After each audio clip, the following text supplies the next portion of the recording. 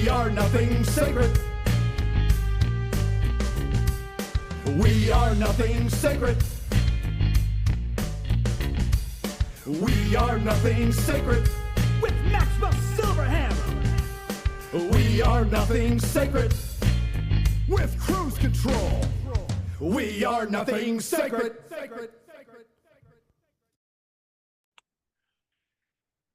Oh, yes. Welcome. This is Nothing Sacred. I am Maxwell Silverhammer. And I am Cruise Control. I'm here a little bit under the weather, but we are here for another Nothing Sacred interview. Yes. So I'll let you lead away, Max. Right. With Investigator Stephen Combs from the Carroll County Sheriff's Office in Arkansas. Welcome to the show, Investigator Combs. Thank you for having me. It's a pleasure. Absolutely. Hey, well, one thing we got to do every time we have law enforcement on, we got to thank you for your service, man.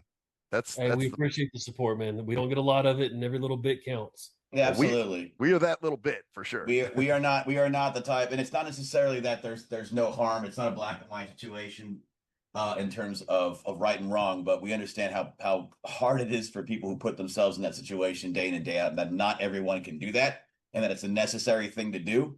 Because that's the way I look at it. You know, like it's so we appreciate those people who are willing to put themselves in those situations, especially considering lately I found these undercover body cam. I've been watching some more of those things myself, and ooh, you're converting. Yeah. So tell us a little bit about your law enforcement career, like how you got into it, where you were, what departments, that kind of thing. Well, I am actually second generation law enforcement. My father did this for 33 years. Down in Texas.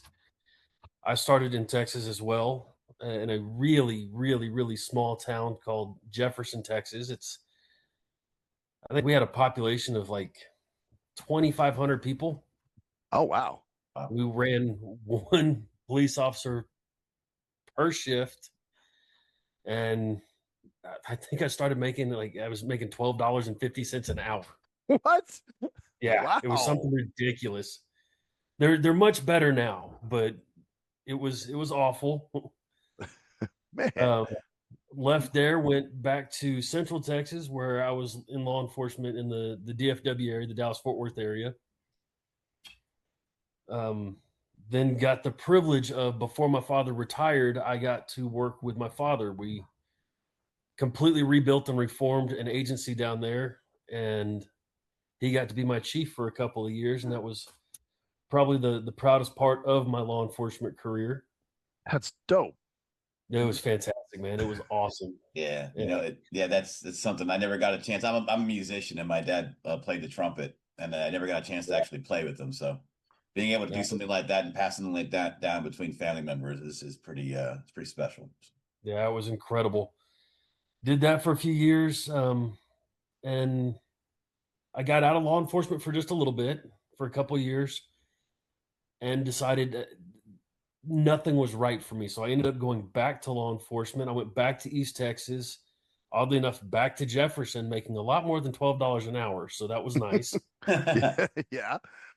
Then I'd always been a city cop and, never really wanted to be county. And one night after a high-speed pursuit led me into another county, met with those guys and ended up becoming a deputy. And it has been an absolute life-altering event. I worked at the Cass County Sheriff's Department. Worked there for 3 years. Mm-hmm. Yeah, right at 3 years. Got my brother in. And he's now a deputy with Cass County Sheriff's Department. Then we got our best friend back into law enforcement back in Fort Worth. After everybody was done, I said, well, me and my wife, we're getting married and we're moving to Northwest Arkansas, 6.5 hours away from everybody. Love you, gotta go. What? Wait, what made you choose to go there, to move to Arkansas of all places? Northwest Arkansas. My father-in-law lives up here, and me and my wife, we have a very odd love story. We dated back when we were teenagers. Oh, okay. And, life did what life does. And we moved on for many years. But me and her dad always stayed in touch. He was very close to me, helped me out with a lot of things in my life. And then I found out that they had moved up here. So after Laura and I got married, we came up here for a visit. And in a week, and when I say in a week, from the day we got married, within 1 week, we had packed our house. I accepted the new position up here, and we moved up to Arkansas. So we didn't even get a honeymoon. Oh, wow. So you still owe her a honeymoon, is what you're saying? I definitely still owe her a honeymoon. You probably will. No. You don't understand, Max. He will owe her a honeymoon, even if there's 8 honeymoons that have already been given. 100%. Like, there's no not owing the honeymoon from now on throughout that. She will always owe a honeymoon, regardless. That's what you're saying. But she's awesome. She's super understanding. She's an awesome woman. That's good. You got lucky there, man. Mm-hmm. So now you're working with the Carroll County Sheriff's Office. What type of stuff were you doing there for a while? So I started out with Carroll County Sheriff's Department, deep nights, just out on the road. And it was completely different than what I was used to in Texas. In Texas, at Cass County, it was a you catch it, you clean it kind of mindset. Meaning if you caught a case, you worked that case as best as you could until you couldn't work it anymore, and then you handed it off to an investigator. So when I got here and I was out on the road working these investigations, they're like, "What are you doing? File your report and hand it off." I'm like, "That's not how I work." So I would continue. I just kept working my investigations, and after about 2.5 years, the CID lieutenant and the CID sergeant, who are fantastic people, they're like, "Hey, man, you've been working your butt off. You've been working your own cases. Why don't you come off the road and come to full-time CID?" And it has been Criminal Investigation Division, right? Is that what that is? Correct. Yes. Okay. So cities have detectives, counties have criminal investigators. Interesting. Oh, okay. Actually, I didn't know that. No, I didn't either. It was a trip for me as well. So you just naturally kind of fell into that role because you were doing that anyways, and they were like, "You know what? We actually feel like you're, if you're going to do that anyways, and just move you up here." Yeah. Wow. Yeah. I mean, they liked my reports in the 3 years that I've been here because of how detailed, and they're overly detailed reports. I'll be honest. A simple warrant arrest is 1.5 pages long. I write very, very detailed reports, and due to that, in 3.5 years, I think I've been called to court 3 times, and never once have I ever had to testify. They just call you to court to see if you show up, and when I show up, they either plea or the person takes a guilty charge. So your report pretty much gives the whole testimony right there. 100%. Nice, man. So an investigator, obviously, let's kind of clarify what do you guys do? You investigate like drug crimes, and we'll get to the scam thing in a little bit, but I know that's one thing too. So with our agency, because of its size, I think we've got 20, about 25 to 30 full-time sworn officers, whether that's command staff, patrol, or investigators. We kind of do it all. So even though we have our niche, the one thing that we are really good at, for me, it's fraud and narcotics. I'm great at those. Okay. And I've got 2 other investigators. She is amazing at crimes against persons. That's interesting. That there's different people that are differently capable for different sorts of investigations. Like, why do you feel like you're more suited toward? I know it's a side question, but why do you feel you're more suited toward fraud and drugs? I'm 6'3". I'm 230 pounds. I'm bald with a beard. You don't want me doing crimes against people. They see me, and the victims automatically got it. I see. Scared. They think you're one of the criminals, right? I mean, well, they should be. Yeah. So use different useful perceptions, obviously, because they're not. They're gonna. You don't want them to be scared if you want to get information out of them, obviously.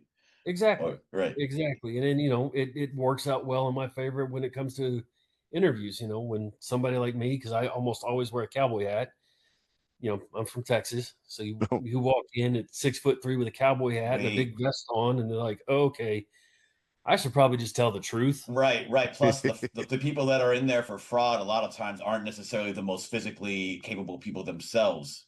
Exactly. And they're cowardly shitholes themselves anyway. So if they see someone big like you, they're gonna crumble much quicker than if they see somebody else they think they can outsmart. Exactly. And the great thing about it is usually I just sit down and I tell them, look, if it's gotten to me, I already know everything. I've already gone through all of your stuff. I know your background. I know why you're here. You can either tell me the truth or we're going to terminate this interview right now. And I'm just going to hit you with all the charges I can find. And usually, like, okay, here's what I did. And they don't hesitate. They just tell it all, especially with these scammers. Yeah. Well, that's like he was saying. They're usually pretty, spineless shitheads once they're out and, in the public and exposed. So I'm sure a lot of them crack pretty easily, huh? Oh yeah. Oh yeah. Wow. And the weird aspect of these scammers is 99% of them are not American citizens. Huh. And I always wondered about that because the scams, especially against the elderly, like the phone scams and things. I always thought there must be a ringleader, probably here in the United States. Would you say that's accurate, or you think it's mainly? No, really. No. There are very few, and when we get into the scam stuff, I've got a bunch of different scams we'll go over, and I'll go over one of the ones, and it's the only one that I've found that actually has an American ringleader, and that's the publisher clearinghouse scams. All the rest of them are being orchestrated outside the U.S. And the reason they utilize these foreign nationals is those guys, unfortunately, 9 times out of 10 are a victim themselves. Oh, Yes. wow. Because they're basically they probably think they're selling a product that actually might be doing something that actually might be viable, but they're so ignorant because they're not in our society that they don't understand exactly how things work. Wow. Exactly. Yeah. I had one that thought he was coming up here to pick up medical waste. He thought he was coming to get leftover medication that he was going to take back to hand off to somebody else to be destroyed.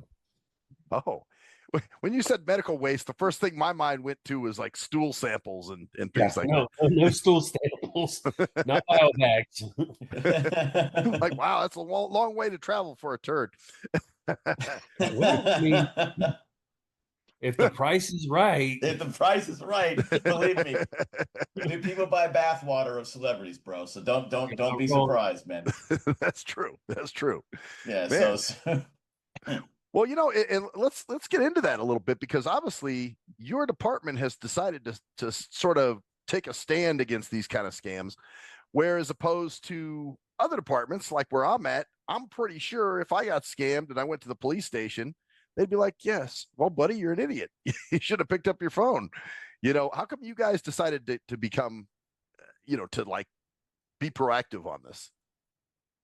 So I'm going to defend other departments first, and then we'll dive into how I got into this. And it's not really a defense. It's because it does ultimately boil down to unwillingness or laziness. Scam cases are difficult. They are the hardest cases you're going to work as far as the number of hours you're going to put in, the number of dead ends you're going to get to, the number of times your prosecutor is going to say, look, you just don't have enough. They're not easy cases, and they eat up a ton of man hours.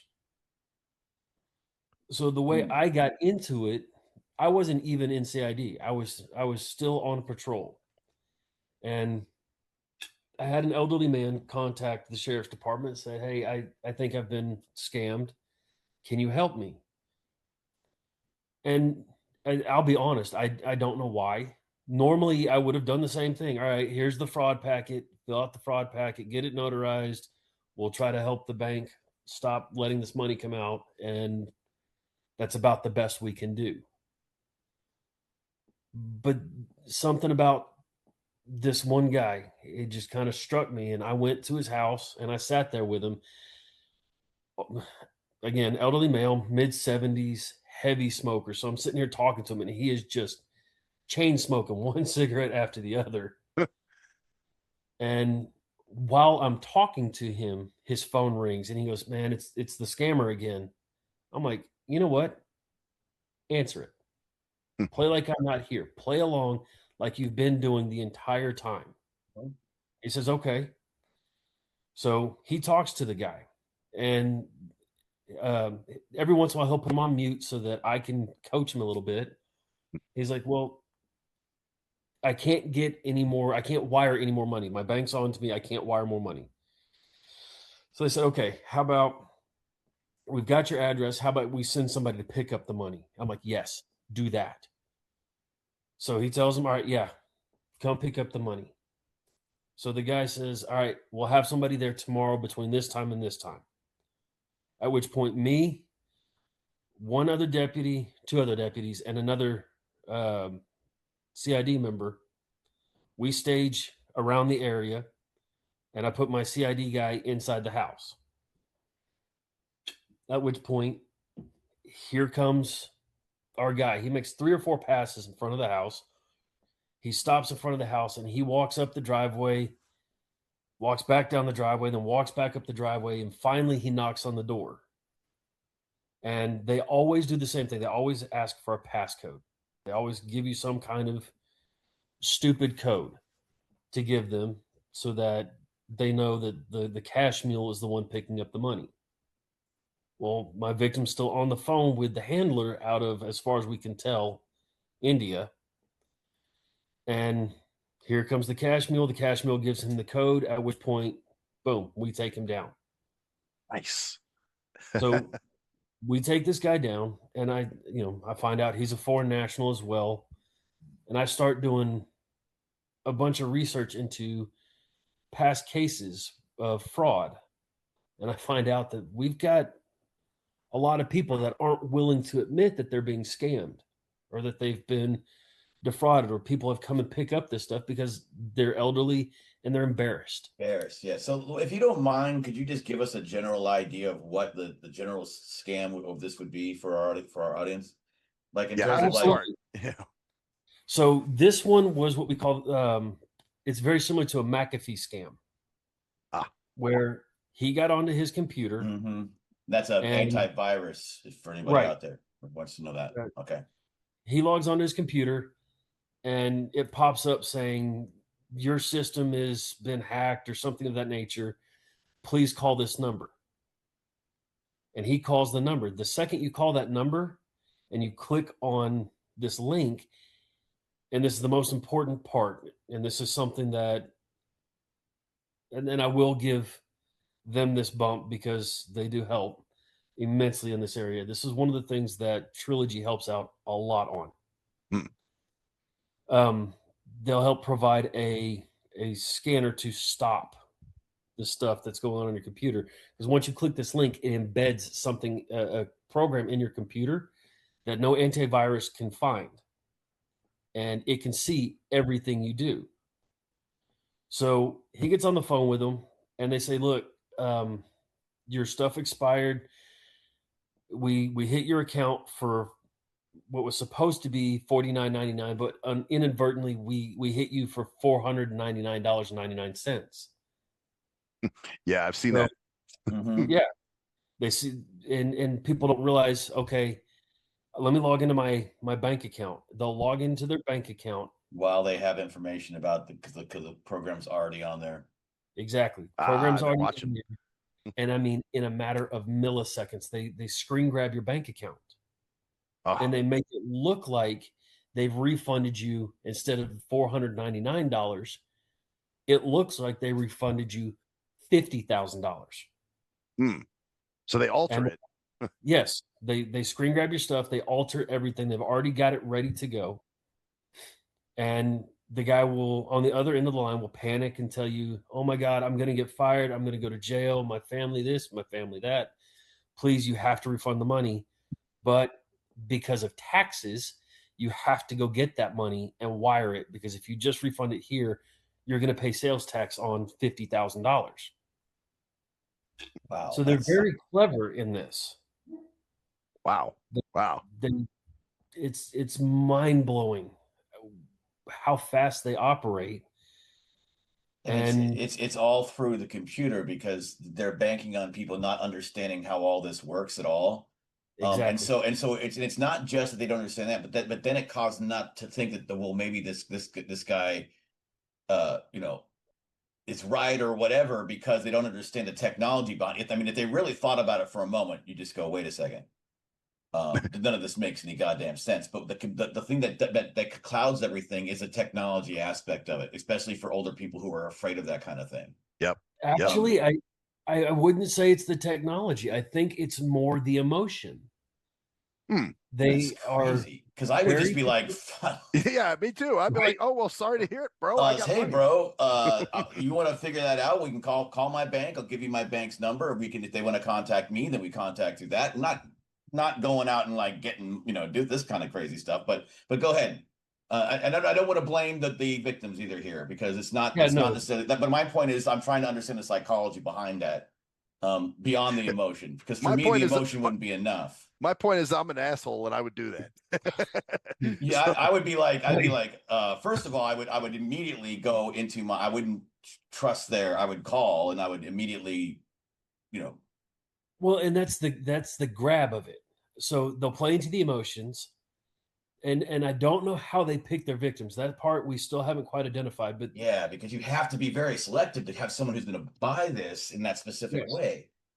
Of all of my victims, almost 90, that's about 90 to 95% of them, they're all either widows or single. So they crave that human attention, and they don't want to hurt that human attention that they're getting. Yeah, and wow, sounding person on the other line who's saying, please, my family, I don't want to lose my job. I can't. I've got sick kids. That's a very common one. And they'll keep you on the phone. They kept my victim on the phone for 36 hours. Wow. And this is over a span of, what, couple days, obviously, No, I mean, literally, they kept him on the phone for 36 hours to make sure that he couldn't contact anybody. Oh, wow. So he didn't hang up the phone at all. Correct. Because I know the videos I've watched, usually they'll hang up and, the next day they pick it up where they left off, kind of thing. But in this case, the phone's just the whole time he's got the phone to his ear with all this going on. Wow. The entire time for 36 hours. And they had already hacked his computer. So now they've got access to his camera. So they're seeing him, and they made him sit in front of that computer for 36 hours. He got up to go to the bathroom or eat food. But even when he slept, they made him keep his phone on. How do you? Wow. You play to the emotions. And also, there's got to be there might also be some faculty issues going on there, especially with older people. Well, I mean, this victim in particular, he was an extremely intelligent man. He just, not to degrade my victim in any way, shape, or form, he was just lonely. Wow. He wanted somebody to talk to. And wow, that's he didn't want to hurt that person. And he was convinced that if he hung up the phone, he would hurt that person. Man, wow. It's got me thinking, because, my parents are elderly, and I know they deal with cases of the loneliness sometimes. You know what I mean? I thank God they have people in their life. But if those people were, as people get older, they die and they lose their connections. So, yeah. Wow. But they've done that too. I don't want to get too personal at it, but there's been situations where you're like, why did you give people money? And you're like, what do you? Oh, it's very interesting how people are like that. It's not just older people. So we don't want to it's just how it's right. The psychology of anybody who cares or just gets, is in a situation where someone could take advantage of him in that way. So anyway, you got this guy. And then you probably cracked open this and said, holy shit, this is happening everywhere. Like so much more, right? Yeah. I started discovering the litany of scams that people are doing. It used to be you get a phone call or an email, some king has sent you money, and it was wildly amateur. They are not amateur anymore, I promise you. No. The matter of fact, one of the big scams we've got going on right now, and this is one being ran out of the U.S. Matter of fact, to be more specific, this is one being ran out of a Georgia prison. Oh, damn. They are somehow, not somehow, all police records are public matter, meaning everybody can see anybody that got arrested at any point in time. We have to release that within a certain period of time. So they're calling families that have recently had somebody arrested, and they're saying, look, the judge is busy, blah, blah, blah. If you'll send us, and it ranges between $250 and $750. So it's not a huge amount. If you'll send us that money, we're going to go ahead and put an ankle monitor on your loved one, and we're going to boot them out the door with a court date. But you need to send it via Apple Pay. And these people, they get tricked into it. They want to take care of the loved ones, again, playing on emotion, and they'll pay it. That's I think it's called the grandparent scheme, right? We're just calling it the ankle monitor scam. Ankle monitor scam. That's wow. So you guys said, man, we're stepping up. We're doing this. We're gonna take these scumbags out of at least out of our county. Exactly. We're to the point that I get on average 3 to 5 new cases a day, every day. Wow. And I'm the fraud guy. I'm the one that focuses on those fraud cases. So since moving into CID off of patrol, that was November of last year. I've closed out a bunch, but I'm sitting on 126 cases right now. And you haven't even been in there for a year in that position. Correct. Wow. Correct. Man. And to the tune of about $5 million. Wow. That's the collective amount that everybody got taken for. And that's just in your one area. That's just you as an individual agent investigator. So in other words, in one small, and you're not in the large area, are you? You're not. I mean, our entire county, I think we've got 33,000 people. Okay, so let's just take that perspective. 33,000 people, 5 million. We're not talking about that's a lot. That's a lot. And that's just one agent who can handle that. That's the only ones that are actually being reported, because you mentioned shame. Because a lot of people don't want to be people don't want to be hoodwinked, so they'd rather take the losses. So this is just like, I'll just say it plainly. This is like sexual assault against men. Yes, it's not reported. It's not reported. Exactly. And men don't feel comfortable reporting it, and because they feel shameful for doing it, because, oh, what are you, a man? Oh, you got assaulted by a woman, yeah, right, or whatever. So they don't want to do that. So this is the same thing. What, you're stupid, and it's kind of the same thing that I was actually going toward for a minute. Why are these people so dumb? It's like, well, why would they want to report this? So why you can't? But, you know what I'm saying? Like there's the tendency to say, well, you should be smarter, but then again, they're victims. Right? Exactly. But that goes back to the original statement of, you get so many organizations that, oh, well, you've been scammed. Sorry, you shouldn't have been so dumb. Yeah.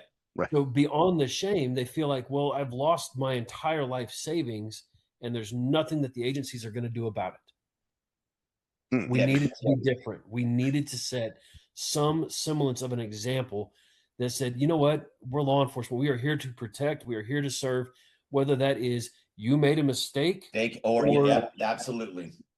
And we start fighting to help these people. Saying, you know what, this totally opens my eyes in a way to reframes it completely. Saying these people deserve this is like saying the woman who wears skimpy clothes deserves it, or the man who wears skimpy clothes. You can't do that. You got to just be like, especially because you don't know their mental, and you don't know where you're at. Maybe they have an alcohol problem, and which is not necessarily. Maybe they're inebriated when they're getting this. You don't even know what their mental state is when this is happening to them. So that's a great point to make. A really good example of one is, and to demonstrate that it's not necessarily even a mental state issue. It's a broad spectrum issue. I've got another victim that she's out herself 1.9 million Oh, Jesus. because she was contacted via Facebook by somebody representing themselves as a person with a doctorate in financial matters, and they were going to help her invest this money. So she starts, and I mean, when I say this was a long con, they conned her for a year and a half Wow. until she finally, all right, you know what? I've been watching what you're talking about. I've been watching all the stuff that you've sent me, and this, and when I say detailed, man, this stuff is incredible. It looks like an actual seminar with hundreds and hundreds of people involved, sending her all these videos, and she starts investing. And they were sending her documents showing that the investments that she was making had accrued to about 36 million. Ooh. She's a doctor. She is a very intelligent doctor. Yep. Wow. And no, I don't mean the scammer. I mean my victim was Oh a yeah, very absolutely. was Yeah. a very intelligent doctor. And she thought, I'm doing great. I can retire. And then all of a sudden, when she says, "Hey, I've got some things coming up. I need to pull some of this money. I've got some." I think it was she needed to replace the roof on her house, and it was going to be about $30,000 or $40,000. She's like, this is all I need to pull out. Just send me that so that I can get my roof replaced, and then I want to take a trip. All of a sudden, all the communication stopped. Oh. So she has no access to this imaginary money, basically. Correct. Yeah. What broke my heart even more, what drove me even further into I have to keep doing this, was after sitting down and talking with her. She said, and I quote, if they just asked me for the money, I'd have gave it to them. Wow. Oh, man. She said she didn't have to lie to me. If she just asked me for the money, I'd have gave it to her. This woman was talking to another woman who would go as far as calling her grandma. Wow. So She she would had send the her money, mess- she'd give it to her. Yeah. She would send her messages every day. Good morning, Grandma. How's your day? Did you eat breakfast? God, this What are makes your you want to plans? punch someone in the throat. Yeah. Well, I worked that case. I'm still working that case extremely hard, and I have found where that money went. And I am working with a couple of our federal agencies and federal agencies overseas, and there's a chance I'm going to get some of her money back. My first victim, again, can't tell you his name, but I will tell you he was scammed out of roughly $40,000. He got that check back last week. Oh, Hell so there's yeah. some success stories. They're actually getting their money Yes. back. Yes, I People am. just have to look into him. Exactly. You have to fight. You have to dig. You have to not give up. And when your prosecutor says, "Look, we don't have time for it," yeah, you do. You And absolutely do. Not only that, but unlike, and I don't want to continue to make the comparison to sexual assault, but unlike that, there's money's a lot of times very, very, very traceable. So if you just dig in hard, I'm not saying it's easy, and I don't. It's not saying that at all. I'm Right. sure it's not. But my point is that if you get somebody like yourself on that trail, I mean, it's really hard to displace 1 point, even 40 grand is kind of hard to. Well, Maybe not. I don't know. I don't know what the hell I'm talking about. I'm broke. I'm so broke as shit. So sometimes it's easy to trace back, but where Yeah. we run into the biggest issues is, again, most of the organizations, even with are overseas. the cash mules that are coming to pick up your gold and things, and Mhm. that's the big thing is gold. The second it gets cashed out, it goes overseas. Mm. So we have to find overseas partners that are willing to help. I've got a gentleman, he's out north of $800,000. And it was all sent via crypto. And again, another investment scam. Hey, if you send us this, we're going to invest it. And that's You know, even worse because yes. Well, And we're going to Not touch on that in worse. just a second because crypto has made a change, and I am ecstatic about this change. Oh, good. But we found that money went to Dubai. We have no partnership with Dubai financially, which means even though I can trace it to a single crypto wallet in Dubai, I can't prosecute a single thing there.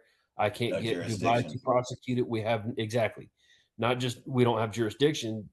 Dubai doesn't recognize, as far as I can tell, I'm not going to speak legally for Dubai, but as far as I can tell, they don't recognize criminal offenses that happen in other countries as punishable in their country.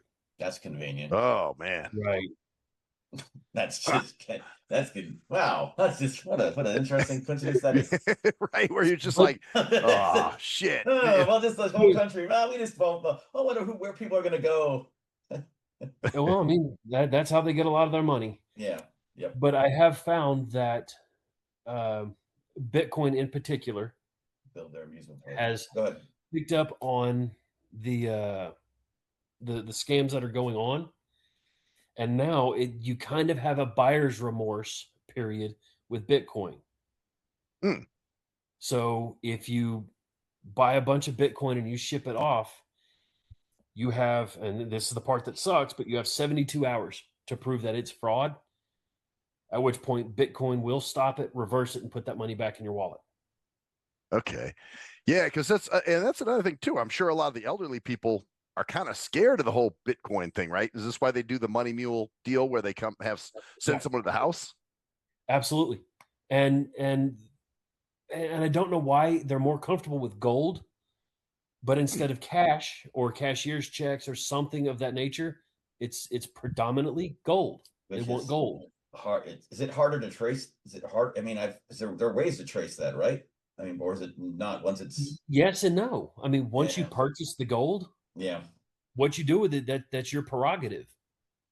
And to make it more difficult, and this is where I'm going to dig on the gold industry quite a bit, they're very much like the pawn industry, and that you'll get shady pawnbrokers that will buy stuff that they know is stolen, that they know that they can sell very quickly. So they'll buy it, keep it off the books, and get it out the door before anybody can report it stolen. A lot of gold places are doing the same thing. They're supposed to report anybody purchasing gold north of $10,000. They're not. Of course, they're making money. That's why. Exactly. Why would I tell them that somebody came in and bought $11,000 worth of gold and I have to pay extra taxes on that, when I can just say, no, he only came in and bought a couple of double eagles, bought $2,000 worth of gold. Wow. It's not a regulated industry. At least it's not as regulated as it should be. So these people that come up, like the gentleman who came up with, the foreign national, is that the true nature of it, that came up and was going to knock on the person's door with the passcode? Are they foreign nationals, like legally in the country, or are they illegal aliens or illegal immigrants? So that's where they loophole everything, especially your cash mules. They're here, I'm doing air quotes like you can see me, quote unquote, legally. Yeah. Because they come in usually under a student visa. Or a visitor's visa. Of all the ones that I've arrested, all of them, and I can actually say that equivocally, all of them were foreign nationals. All of them were here under student visas. Wow. And which of the I've been part of 12 different sting operations at this point. Of the 12, 7 had overstayed their visa. Oh, so the visa ran out. And they're still here doing their stuff because they're making money. Obviously, they're not going to leave. Well, they're just absolutely, because as with a student visa, legally, you're allowed to work a little bit, but not much. You have to be very careful about how much money you earn under a student visa. So why wouldn't you find a way to loophole that and start making off books money? Wow. It's under the table money, obviously. So they don't tax it you know. And Exactly. As far as they're concerned, that money doesn't exist. and once they're here because no one's checking and that they're leaving. Exactly. Of course, just like everything else. And of course, yeah, right. Well, but see, that's where it gets to demonstrate that the fraud, along with, and I'm not trying to touch on the sore subject for anybody listening. I know where you're going. Between the fraud and the immigration issues, they tie in together so much. If you look at it on paper, the fraud industry is $1 trillion a year industry. At least. That is money that is going out of the U.S. To two particular spots on average. That's India and China. And once it hits those locations, there's nothing the U.S. government can do to stop it, to return the money. Nothing. Those particular countries, they don't work well with our government. So even if I can track it all the way down to one particular bank account, there's nothing we can do. I've got, I was telling you about that one victim with 1.9 million. I was able to track 6 of the 9 cash transfers money transfers that she did to 6 different banks in Venezuela. The Venezuelan government is 100% helping us. They are, hey, we've got teams that are investigating this. As soon as we're able to tie everything together, we'll help get that money back. I bet that started recently, coincidentally as well. It's been surprising. Now, at the same time, I said there were 6 of the 9. I tracked the other 3 down to Indonesia, and yeah, I've heard nothing from Indonesia in 8 months. Oh boy. So that she may have to take a loss on that. She'll take a loss on that, but at this point, at 76 years old, she was retired. She's now had to go back to work. That would be enough to pay off the stuff that she had to take out to keep herself moving forward. It pisses you off, you're just like, it's so, because it's so many different things all at once. It's not just one thing, because this is the thing. You think, because some people think, they're probably just coming here to, no, these people get these visas for this purpose. That's the only reason they're here. Yes. 100%. So it's not like, they're student. No. They're just trying to they're not trying to make up. They're here for this. That's why they're here. Yep. The last guy that we ran a sting on, it was kind of entertaining, because after we arrested him, he represented himself as a federal agent, which we'll go into the scams here in a minute on what your listeners have got to be aware of, because these things are detailed. This is the white guy, by the way, wasn't it? No, I thought he was white. No, he was, again, not being able to say his name, he was from Nepal. Oh. He was Nepalese, here on a student visa. And he was taking, he'd been here in the U.S. a year and a half. And in that year and a half, he had taken 3 classes. Basket weaving. Yeah, I mean, pretty much underwater basket weaving, modern Metallica, and something ridiculous. Yeah. Wonder if that's a real class. I mean, I'm in, but yeah. But he was here as a quote unquote student, but it took less than what a part-time student would be here for. Mm-hmm. And so he drives from, I can give you at least his location. He drove from Dallas, Texas to us, and tries to do a cash pickup, of course. Hi, it's me. We're here. You go to jail. At which point, and this is where I have to be careful. I can't give up how I got the information, but we find out that he went to Florida. He made 2 trips to Florida. He was only there 2 days, 3 days at a time. And in that time, he scammed another 6 people in Florida, Oh, picked up roughly in 2 trips $1.9 million, 1.6 million, somewhere around there damn. in gold. Now, doing my investigations, I was able to determine where he went, who he picked up from. I was able to contact that corresponding agency. I was only able to determine one victim. But again, that one victim was 1.9 million as well. So I was able to get with that corresponding agency, and that agency has now picked up the case. So here shortly, when he's done in my jail, he's going to be flying to Florida, and he's going to face just a litany of charges.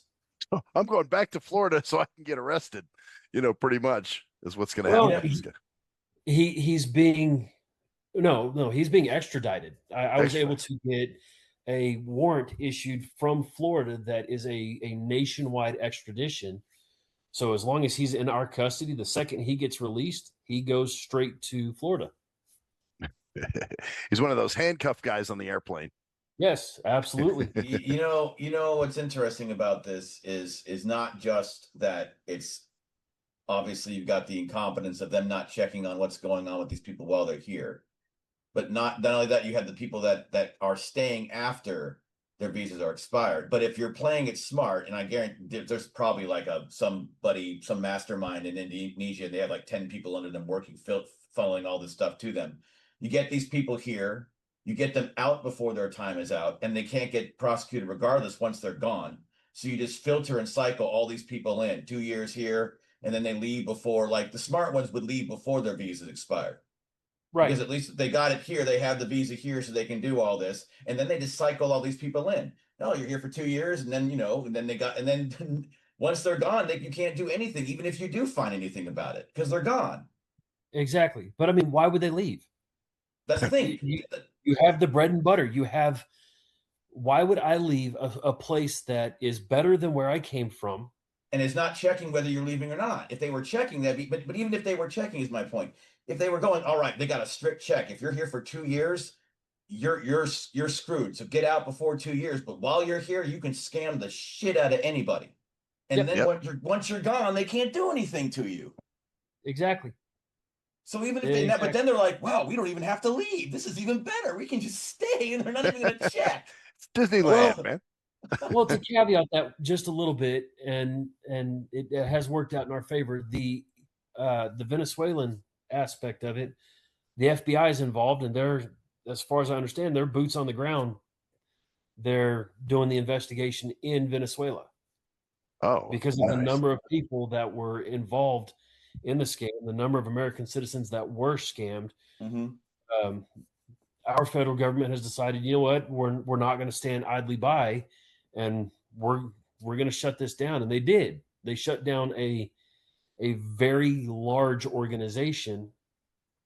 And thank God, at least some countries like in Venezuela are cooperative, because if, like you said, if they're not cooperating, then it doesn't make a difference. Exactly. And it doesn't help that Venezuela, I believe Venezuela is the one that's completely, I'm completely turned around their crime in the last, is that Venezuela, or am I thinking of something else? No, it is. Venezuela has completely turned themselves around because of leadership. Yes. And coincidentally, they're the ones cooperating. Well, who'da thunk it? Right. Right. The country that turned this crime around is actually the one that's helping prosecute in other countries, because they realize that if they have that going on in their country, then this is going to filter back into it like it did before. Absolutely. Yeah. So anyway, I'm sorry, my soapbox. No, trust me, I was trying really hard not to get on my soapbox as well, because yeah, I understand your position, but that's where we come. So you've got this. So what exactly you were mentioning before, like specific things that anybody can, obviously it's not just an emotional thing. What are the main types of stuff going on? You mentioned FBI agents and stuff like that. Like you said, there's stuff you wanted us to look out for. Oh yes, scams and things. Okay. Yep. Yeah. So one of the big scams that's going on right now is, and I don't know why foreign countries are utilizing the scam, because it is a foreign country scam. But I guess they think that all Americans are terrified of the FTC, the Federal Trade Commission. Oh. So they're sending out, and I've got a copy funny. of one mounted on my wall right now. It is a letter from the Federal Trade Commission saying that your account has been hacked, that you're going to be indicted on federal charges for, and it lists off just stupid charges that there's no way the FTC would be involved in any way, shape, or form. And two, if you actually had those charges, your local police department is going to be the one knocking on your door. We're not going to send you a letter. We're Right. going to come get you. And It's the FTC deals with advertising and things, right? And commerce. right. Commerce. They deal strictly in commerce and large trade. But that's another thing. They capitalize on our shitty education system that doesn't teach anybody anything about That's true. People aren't educated. Yep. Yeah, exactly. Yeah. So they get sent this letter saying you're being charged with drug trafficking, money laundering, a bunch of major crimes, but your bank account's been hacked. So what you need to do is you need to go withdraw your money from this account, call this phone number. We're going to provide you with a new account number. It's a federal bank account, and you're going to transfer all of that money into that federal bank account, at which point we're going to provide you with a passcode. And once all this matter has been cleared up, we'll release your funds back to you. Well, clearly you never get your money back. Mhm. Right. So that's one of the easy ones, the FTC ones, and that again that predominantly plays towards high net worth elderly individuals. Yeah. You know, we touch base on the ankle monitor scam. That is nationwide. That's going everywhere. And the problem is local law enforcement, when a person is arrested, we are required to release that information. We are required to release that your loved one has been arrested. And the keynote to that is no law enforcement agency in the entire country takes Apple Pay. We don't take Apple Pay. We don't take Zelle. We don't take Bitcoin. It is cash, check, or money order. That's it. You know, with that ankle monitor scam, they don't ever get to talk to the loved one. I'm wondering if they're going to start playing with AI, you know, where they can duplicate someone's voice. I'm so glad you said that. Yeah, I was going to bring it up too. One next. Yep. The AI scam is they'll call you and they won't say a single word. And thanks to AI, all you have to say is hello twice. Oh And shit. that's all AI needs to be able to replicate your voice and create an entire conversation. I had one of my Fed guys demonstrate this to me. He's like, look, I'm going to call you. Just say hello 2 times. And then I'm going to call you back on your normal phone. And I'm going to play you an entire conversation that you and I never had. I'm like, okay, let's see what this does. He did, man. You could have played that to my mother. And that's exactly what they're doing. They're playing like they're calling from the jail with an AI phone call generated in their loved one's phone or their loved one's voice and going from there. And the way they do that, beyond the calling, getting you to say hello twice or anything twice, they're able to hack your phone, or they'll get your public data. They'll get whatever name is associated with that particular phone number. Mm-hmm. And so 7 degrees of separation. They'll pick grandparents, aunts, uncles, distant relatives, not, mom and dad or brother and sister, although I have had a couple of mom and dads where, hey, mom, I'm in jail. I need you to send money. Somebody's going to call you here in a few minutes just to bond me out. It's something stupid. It's only going to be 300 or 400. It's a small amount. But, you hit enough people and that's no longer a small amount. Right. Man, you're scaring the shit out of me because I like to mess with those guys. And I have done, where I don't hear anybody. So I'll say again, hello, you asshole, or something like that. That's all they need, huh? just my Yep. voice. That's, well, a matter of fact, the fact that you said even just once, "Hello, you asshole," you've provided enough words that they can utilize that as a sample and create an entire conversation based on just those 3 words. Told you never to answer those damn calls. My days of answering those calls, I think, are over. I'm Well, telling you, AI has been. I know everybody It's a sings nightmare. praises about AI. AI is the worst thing that was ever created. Yeah, it's good and it'll help you in your business. And had it stayed in a business for law platform, enforcement, yeah. it is the worst thing ever created. There's no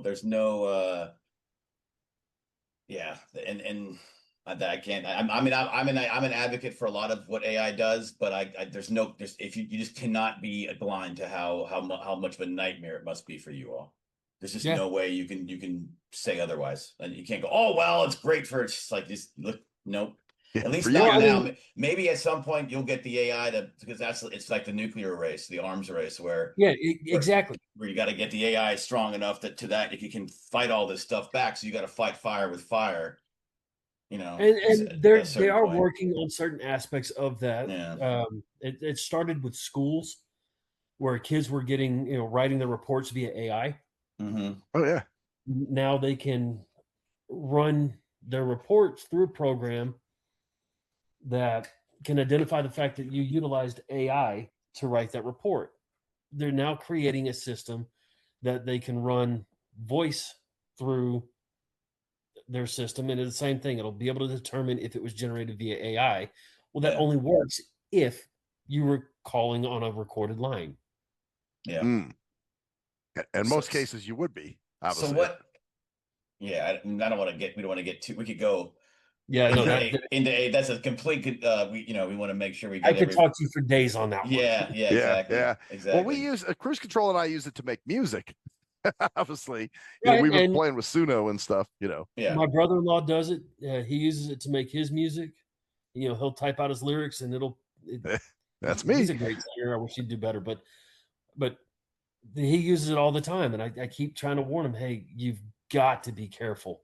Yeah. AI is no joke. No, it's not. And people, I understand that completely, especially what's going on with Anthropic, but and the security stuff. But that's, like I said, that's a completely different thing. Like we mentioned, so we got the AI one. We were talking about the other scams, and are these just as we keep going? Do these come in like are they like fads, like where they just run them until everyone figures out that they're scams and then just stop doing them? So you'll just see waves of the same scam and then have them peter out. I used to call them fads, but as I've watched it, and again, only been doing CID for 8 months, but I've been watching these scams for about 2 years. I've become to call them seasonal. As we're getting into the summer months, the spring months, where schools are starting to let out and people are out doing their thing, now we're getting back heavy into the ankle monitor scams. They hit big on holidays when a lot of your domestic violence and your public intox, a lot of people get arrested for trivial things. Right. Or spring break, maybe. Right. Spring break was huge. My Lord, that hit us hard. You get a lot of your ankle monitor scams. Your investment scams seem to hit a little more in the fall, winter months, as most people are closing out their books and saying, look, this is your last opportunity to invest in this before we close out our financial reports for the year. Be part of it.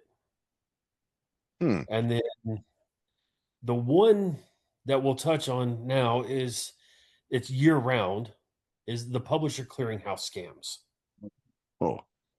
And these things have gotten detailed. They go back to your Prince of Abu Dhabi that sent you all this money and you just got to pay taxes on it to win it. What they're doing now is they send you a package. Congratulations, you won Publisher Clearinghouse. You won an AMG Black. You won $250,000 a year for the next 50 years. All you have to do is pay the taxes. Which sounds all right. I'm not paying shit on this. I already know this is a scam, but what they do is now they send you a key. They literally an AMG black key that they're getting off of Amazon that looks like a real Mercedes key. They'll send you a Mercedes license plate cover. They'll send you publisher clearinghouse notifications with file marks on them and embossed, and everything about it looks legitimate if all you do is look at it at a glance. If you actually read it, you'll notice that the verbiage is just not quite normal English speak. Right, broken English or misspelled or something. Exactly. Well, it's broken English, and instead of saying you will be taxed for this amount at this percent, it'll say your taxes are going to be this because of this in USD. Nothing in any form of American code will you ever see any of your paperwork come across saying that you are to pay any of your taxes in USD. Mm-hmm. It just says you're to pay, $3,500, not 3,500 USD. Oh, so that could be pounds or something else, huh? Right. Well, no, It's subtle nuances in there that you have to read through, and they get people all the time because they're not saying, it's $250,000 plus a Mercedes AMG Black, which is like another $400,000 or $500,000 car. They're not giving you a realistic tax number if that even was a thing. They're saying, all right, you need to pay us $5,000 USD. Yeah. And so people who are doing that, I'm sure they get they find a way of skimming the actual people who sign up for Publishers Clearinghouse. Absolutely. So obviously, since it's Publishers Clearinghouse, it's public knowledge. You can see with the proper paperwork, you can see everybody that filed for Publisher Clearinghouse. But moreover, 99% of their victims didn't register for Publishers Clearinghouse. I mean, who still reads Reader's Digest? Right. That's kind of like, yeah. Wow, that's crazy. It's like, because I would be like, because you're supposed to register. You got to register for it. Yeah, you're supposed to sign up for it, right? I thought. It's like saying, "Hey, you won the lottery, but I never played it. Lottery ticket. Yeah, right. You don't play the lottery. You can't win it if you don't play." But these people, unfortunately, are desperate. It takes advantage. Well, I wouldn't even say desperate. It takes advantage of American greed.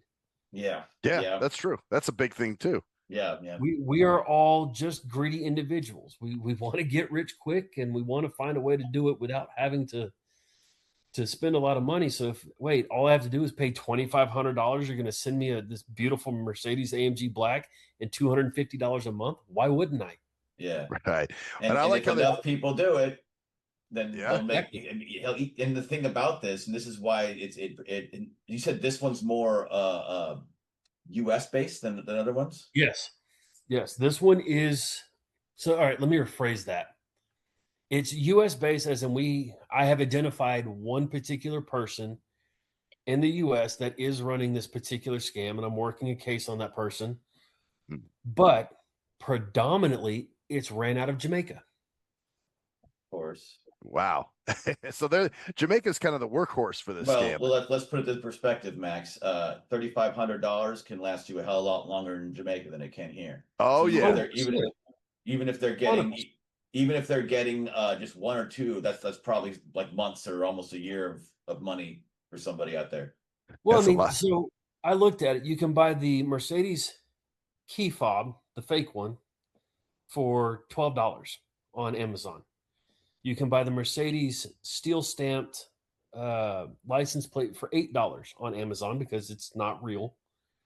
And then you can generate the paperwork there at your house for about another $2 or $3, especially if you took the time and got a forged embossing machine, which they do. So they're out around $25 per person they send this to. So if they shotgun blast that out to 1,000 people, they're out $2,500. Only one of those people, yep. Exactly. If 10 people buy into it, They just made $25,000. Well, in Jamaica, Right. that's a year's worth of good living. Yeah, not Yeah. crap living either. Good living. Yeah, So- that's why we're such a rich country that these people can scam people for what other people in this country go, well, that's not that much money. And it's like, And you know, that's the justification some of these people will use too. Well, you know, I come from, my country is poor, and I deserve this, and you know, there's some entitlement behind it too. Oh, these You're rich not Americans wrong. got it all. yeah. You're not wrong. And to Yeah. that I say, do it the right way. Right. I mean, that's where I got to leave it, or I'm going to get back on that soapbox. Do it the right way. Yeah. Right. Get a job, man. Work at McDonald's or something. Whatever. Yeah. Well, thanks so much for coming on. Did we catch everything, Max, you want to talk about? Or do you have some other Pretty questions? much. Oh, and I just want to let you know, man, I loved watching you work. You were so professional with the whole, all right, we got to get everything bagged up. We got to get this. We got to do that. And it's like, damn, man, this dude knows his shit. And like, you could tell, you know, you've been doing this for some time as far as law enforcement goes, you know? And I appreciate that, because the most important part of law enforcement beyond the initial contact is the preservation of evidence, because without evidence, you don't have a crime. Right. Yeah. And you got but you also have to, and this is one of the most important things I think you would say, you have to report this. If it's Yes. happening to you, you got to bite your lip and, you know, deal with the shame or whatever you want to do, because all you're doing is allowing this to happen to more people. If you don't, you know, everybody's afraid of being ridiculed. They're afraid that somebody is going to say exactly what y'all have said, that people have said. That, oh my God, you dummy, I can't believe you did it. First off, there is no judgment in this industry. None. Yeah. And if you're getting judgment from somebody in law enforcement because you fell victim to something, run it up the chain. Go above whoever is giving you judgment. Our job is to protect those that need protecting, whether they want it or they don't. Right. Now, we can't protect people from themselves, unfortunately, but for those that ask for our help, we're here to help, and we will put in every ounce of everything we have to try to actually help you. That's awesome, man. You guys keep up the good work. That's all we got to say. I mean, that's You know, absolutely. as long as we keep getting the support, and you know what, let's be honest, even if we don't, we're still going to keep doing what we do. Yeah. You don't get to choose to be a cop. This is like I said, I'm second generation. This was something I was born to do, and I don't toot my own horn. My wife tells me I'm great at it all the time. So does my sheriff. There's always ways I can be better, but if I can at least help one person not fall victim, or if I can help one person who has fallen victim try to get their life back on track, then I've done the right thing. And by talking to y'all and the other people that I get to partner with, if I can get that knowledge out and prevent just one person from losing everything they have, then I've at least done some of my job. man. Is this, just before we let you go, is there a national thing, a national space or a national hotline, anything that they can go to, or should it just be local resources? How would you direct people if they have these issues? So that's kind of a complicated answer, but I'll make it as simple as possible. Yeah. For large value scams, we recommend people go to IC3, which is the FBI's website, to where you can put in your scam forms. However, the FBI is just as inundated as we are. And a lot of times, because of how inundated they are, we don't get notified about them. So I recommend take it to whatever agency's nearby. Talk to somebody. They're going to give you a fraud packet. And yes, they are tedious packets. They're going to ask you a lot of personal questions, but it's necessary. And this is at their local law enforcement level, correct? Yes, Okay. correct. And the biggest part of that, and this is something a lot of law enforcement forgets to mention, but I'm going to mention it so that it keeps somebody from not getting prosecuted. Get your statements notarized. Those fraud packets are required to be notarized. That's what makes them a sworn statement. A lot of people forget to say that, or they'll be like, well, it's in the instructions. They should understand that. Get it notarized, because if it's not notarized, the second you go to court, their attorney's going to go, well, was that a notarized statement? No. Oh, well, wow. they by anybody, and they'll toss the case. Yeah. You screw your whole case by not notarizing the fraud packet then. Wow. 100%. Okay. Man, this has been quite educational. Look, I learn every day. I'm taking classes at least once a week online for financial crimes and ways to prevent these things from happening. Reach out, shoot me an email, shoot me a text. If you're in the state of Texas listening, or if you're in the state of Arkansas listening, reach out. I've got resources in both states. I can help at least guide you to the right person, the right agency. I can tell you whether or not, all right, this needs to go to the FBI, this needs to go to Homeland, this needs to go to your local agency, or not. And then the biggest part of all of this, and this is the part that stings, but I'm a realist. Unfortunately, the odds of us returning the money or being able to return the money are slim. However, by reporting it, by talking to somebody about it and letting us know about it, we can at least prevent other people from falling victim as well. Man, well said. Very well said. Wow. Yep.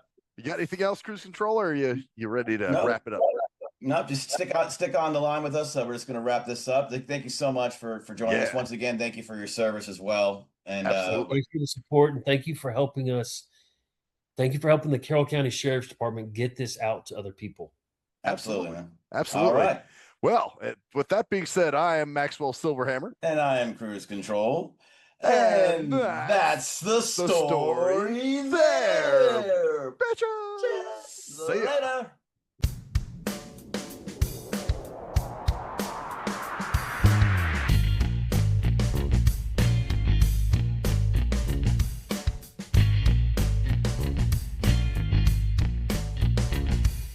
We are nothing sacred. We are nothing sacred. We are nothing sacred. With Maxwell Silverhammer. We are nothing sacred. With cruise control. We are nothing sacred.